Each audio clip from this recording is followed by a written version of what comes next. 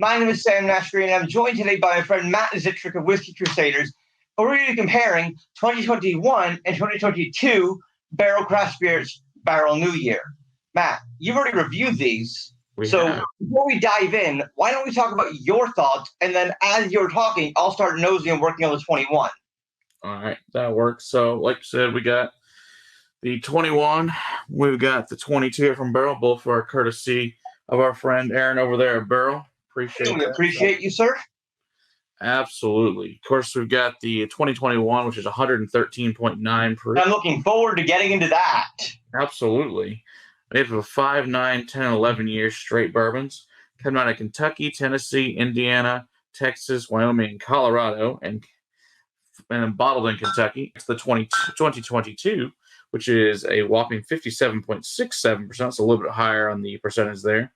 And also, obviously, bottled in Kentucky. This one is a little bit different on the states they're from is Tennessee, Indiana, Kentucky, Ohio, Wyoming, New York, Texas. And then this is 5, 6, 7, 9, and 14 years.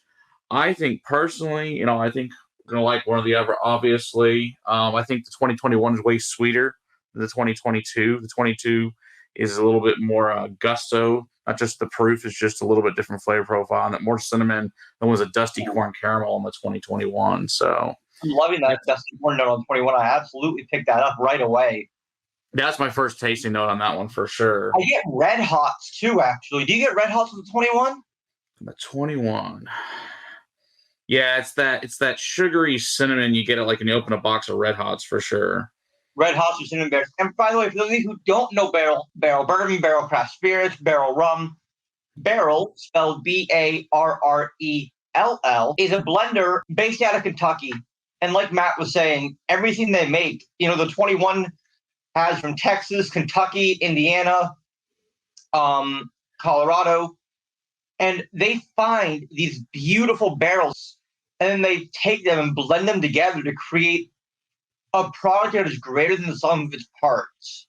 So the team at Barrell are really amazing with that, and I've been hip to them, if you will, for only about a year now, a little over, maybe like a year and a half. And now anything Barrell puts out, I absolutely want to get my hands on because everything's just so spectacular. I recently interviewed Will Schragus, the national sales director for Barrell Craft Spirits, and he told me that everything they make is designed to be drank at proof that it's bottled at high proof, at cask strength. They blend everything at cask strength, where a lot of blenders and distilleries and distillers proof down to below 40% to blend. They blend and bottle at cask strength. It was really cool. It's the proper way to do it, for sure. I much more enjoy a cask strength than watered down whiskey. Any day, I will take that, especially cool blends. I agree with you, Matt, that I prefer cask strength, but I wouldn't call regular whiskey, quote, watered down. Yes, technically it is watered down, but, people like us who have basically killed our palates drinking almost every cask strength, yes, we are not the average consumer. You and myself are both whiskey sommeliers. I'm an executive bourbon steward. So the average consumer who are going to be drinking, 80 proof. Not that there's anything wrong with that. No. But folks like us tend to gravitate more towards higher proof whiskeys. So there's nothing wrong, though, with watering it down and proofing it down. Absolutely. Oh, wow. Going back to 21, that dusty corn is really prevalent. There's also like a slight malty note to it, which is interesting. We think that comes from Balcones. I don't know if that's who's in here. I think it's certainly possible because Balcones has that, obviously there's a bourbon here, not their single malt, but they have that same fingerprint in all the Balcones, and it's a piece of this as far as I can tell. But yeah, I like this one. I'm wondering who's in here because if it's bourbon. Oh, yeah. Talnua is single malt. Breckenridge is sourcing from MGP almost 90% of their liquid still. Right. Single malt. It could be Laws. Could be, but Laws has got that funk to it that I always find in it. That's very distinctive to Laws. I don't find that in here for me. Oh wow! That's really fruity, like fruit gummy worms. Yeah, like it's absolutely. It's super fruity. It's like a cream Chewy corn, too. I really like that chewy. It's got burning marshmallow chewiness. definitely, but not just that. It's got a black What's tea that, note. what's that candy called? That's like caramel, like chocolate covered and like sprinkled with sea salt, like caramel turtles or something. Oh yeah, something like that. Something like that is what I get from here. Those are delicious candies. I do enjoy those. Yeah. But yeah, it's got a really nice, like unsweet tea with some like lake rocks that have got, you've water's gone over them over and over. It's got that smell when you pick them up and you throw them back in the water from the beach. A little bit of clove and I can gravel. see actually, you said that it's taking me back to my trip to Kentucky and hanging out by the lake at Makers. Mm. And I've never gotten that on any other whiskey. That does that definitive rock note for me. The other thing talking about rocks and beaches is that there's no salinity to this. There's no like sea salt at all. There's no saltiness to it at all. It's purely sweet. Yes, lots of caramel, vanilla. Then it's got that worn leather, that charred oak. Yeah, I was about to say there is a little bit of savory note to it though as well. With like a lemon zest. Yes, I didn't want to say it, but I was thinking there's kind of like a lemon in this, like the lemon you get sometimes when you're like putting it in your Coke or whatever. Mm-hmm. Exactly. Yeah, it's even got a little bit of orange and like milk chocolate, like sprinkles. A charred aspect to this, if you will. Definitely, I think that's the proof. Obviously we don't know what kind of barrel char they're using, but it's really nice. Quite a bit of it. Plus, a lot of beef. Sorry, go ahead, Matt. I see. Yeah, plus it's older, so you're going to get a lot of barrel char on these. Yeah, which I really appreciate. Nice, well cooked, nicely charred steak. Oh yeah, definitely. It's really good. The umami notes really come through on the nose, not so much on the palate. Okay, like a medium rare steak. Yeah. Okay, I could definitely see that. Take your cut of beef, slap it down on the skillet or the grill, and let it char. Almost a Pittsburgh at that point. How do you like your steak, Matt? Medium rare. I can respect that. I'm a medium rare guy myself. I lean towards sometimes a little bit more on the rare side, like medium rare minus, if you will. Okay. That's not really a thing, so I'm sorry, chef, don't kill me. But it's delicious. Yeah, but medium rare minus isn't the thing. Yeah, it's also got like a coconut water with some toasted granola, buttered toast on the nose as well. Is it mostly granola? Yeah. I wouldn't say coconut water. Nature Valley, those hard bars, Oh, Nature Valley, yes. Oh my God, dude. Yeah, that's what it smells like a lot. Like when you freshly open up a Nature's Valley bar. All right, so let's talk about Barrell New Year 2022. All right.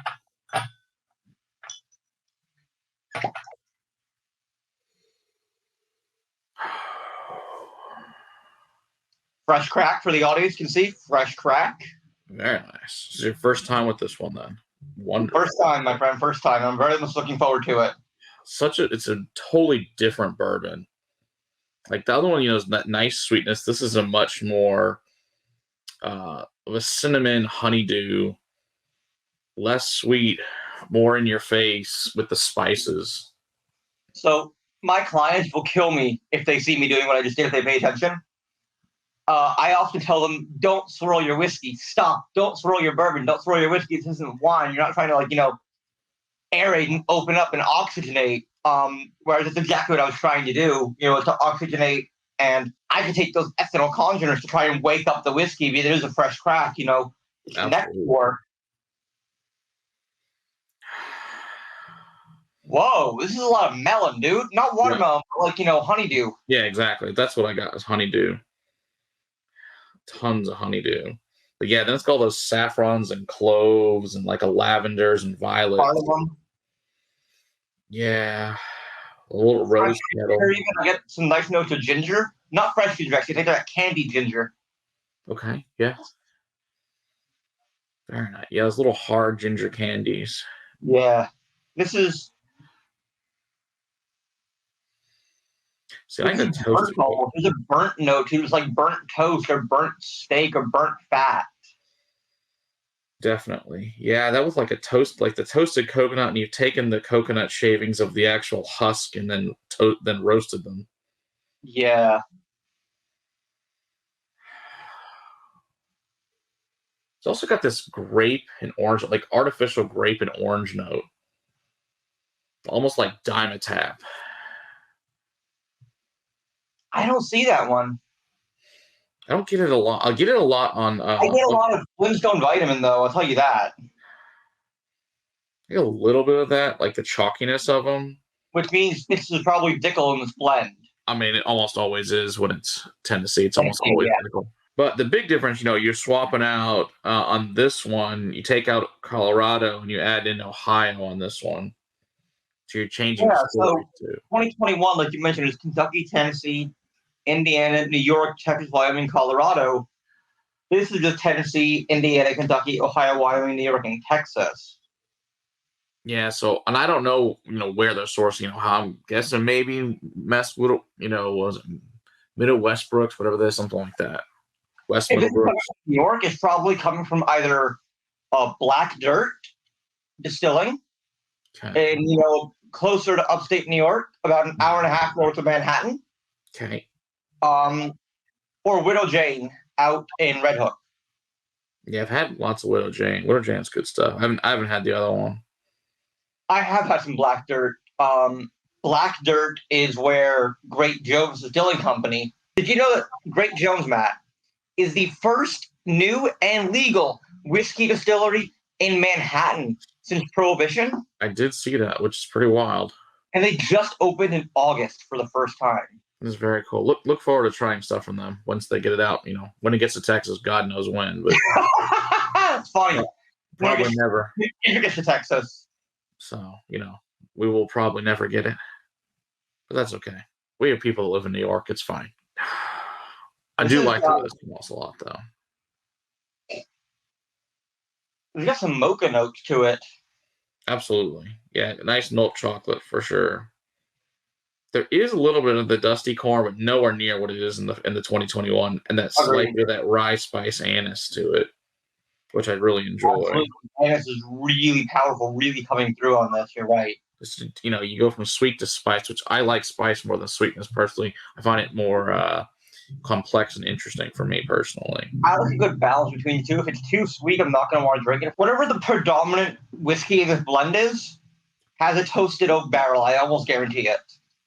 Okay. I'm not going to say 100% for certain, but I get that kind of toasted oak, slightly, warm, kind of oaky notes that you don't get from just a regular charred oak barrel. Okay. Could definitely see that for sure, having some of that in there. We're going to the palate now. To me, this is Christmas whiskey. Wow. Big time. So much more spice on this. It's that the cinnamon black peppers just jump out. Up in the mouth, the cinnamon, the black pepper, the star anise, the cardamom, the clove. Absolutely. Saffron. That ginger finish, too. Yeah, this one keeps going. That finish is just going and going. Yeah, it's still going. Absolutely. Yeah. See, then you get going to these fruits like a strawberry with some cream cheese frosting, a little bit of spice cake. Matt, you're incredibly old, right? Am I incredibly old or bold? Old. Sure. Comparably speaking. Philadelphia cream cheese bars, where it was like those snack bars on graham crackers, like cream cheese and strawberry filling. Those are delicious.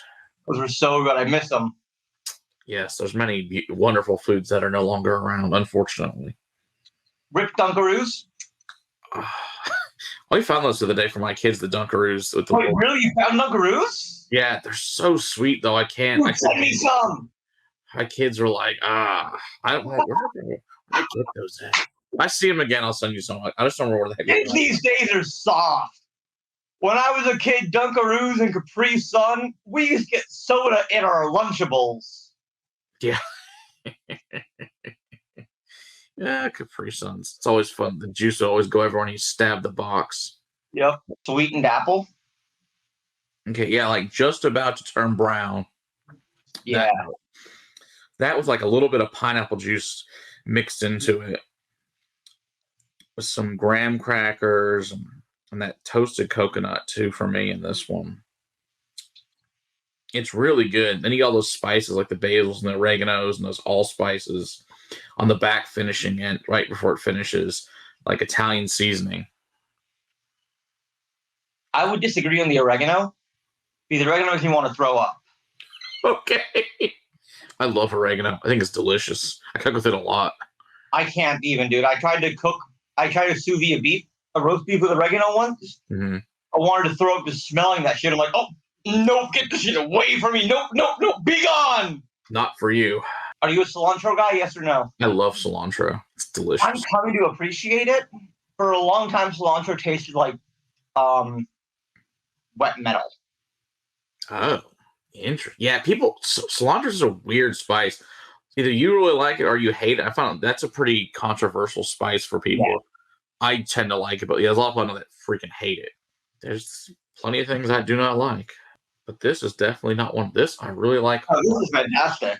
I think that I like 22 better than 21 personally. It's just more up my alley with all those spice notes over the sweetness. They're both incredibly great whiskeys. On that note, Matt, I'm going to stop you because, guys, make sure you hit up part 2 where Matt and I compare 21 and 22 to each other head-to-head in a Battle Royale style. Go over and check out part 2 on Whiskey Crusaders channel, youtube.com/C/Whiskey Crusaders. That's all for me on my channel, guys. But remember, part 2 will be up real soon over on Matt's channel over on Whiskey Crusaders. So cheers, take care, Slanchava, and drink good shit. Cheers.